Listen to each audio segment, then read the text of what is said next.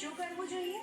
સૌથી પહેલું પગથિયું તેના માટે તેને ભણવા મૂકવી જોઈએ અને આ ભણતર અધવચ્ચે ન છૂટી જાય એની તકેદારી પણ રાખવી જોઈએ.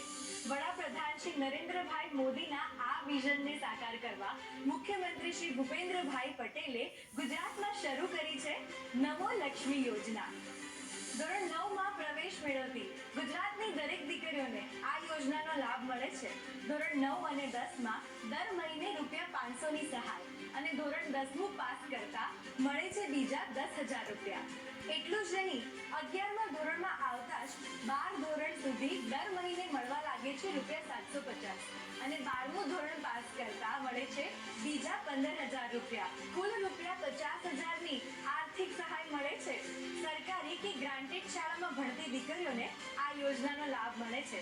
ખાનગી શાળામાં ભણતી દીકરીઓ કે જેમના પરિવારની વાર્ષિક આવક 6 લાખ કે તેનાથી ઓછી છે તેને પણ નમો લક્ષ્મી યોજનાનો લાભ મળે છે.